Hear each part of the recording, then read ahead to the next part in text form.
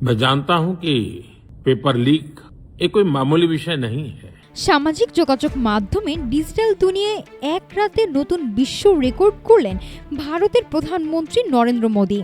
প্রশ্নফাঁস বিরোধী বার্তা দিয়ে প্রকাশিত তার একটি ইনস্টাগ্রাম রিল প্রথম ২৪ ঘন্টাতেই দেখেছে ৩০ কোটি ৩০ লাখেরও বেশি মানুষ।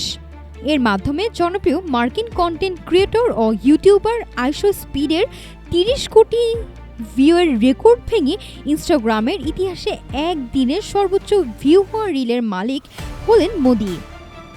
নিট পরীক্ষার প্রশ্নফাঁস নিয়ে দেশজুড়ে তুঙ্গে থাকা শিক্ষার্থী আন্দোলনের আবহে গত বৃহস্পতিবার রাতে নিজের সামাজিক যোগাযোগ মাধ্যমে ভিডিওটি প্রকাশ করেন তিনি।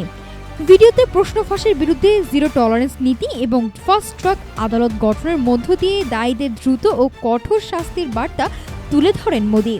শিক্ষার্থীদের আস্থা ফেরাতে ২২ লাখ পরীক্ষার্থীর নতুন পরীক্ষা আয়োজন এবং দ্রুত ফল প্রকাশের বিষয়টিও তুলে ধরা হয়।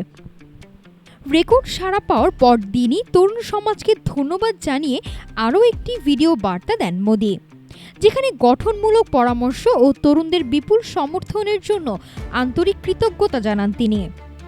ভারতে নিট প্রশ্নফাঁসকে কেন্দ্র করে সরকার যখন চরম রাজনৈতিক ও সামাজিক চাপে রয়েছে, ঠিক তখনই সামাজিক যোগাযোগ মাধ্যমকে কাজে লাগিয়ে কোটি কোটি তরুণের কাছে সরাসরি পৌঁছানোর এই ডিজিটাল কৌশল মোদীর রাজনৈতিক কূটনীতিতে এক নতুন মাত্রা যোগ করেছে। ফাস্ট ট্র্যাক আদালত গঠন এবং নতুন আইন প্রণয়নের এই ঘোষণা দিয়ে সরকার সংকট সামলাতে পারলেও আন্দোলনরত শিক্ষার্থীরা বাস্তবায়নের দিকে এখন চোখ রাখছে। নাফিসা সামিয়া, ঢাকা টুডে।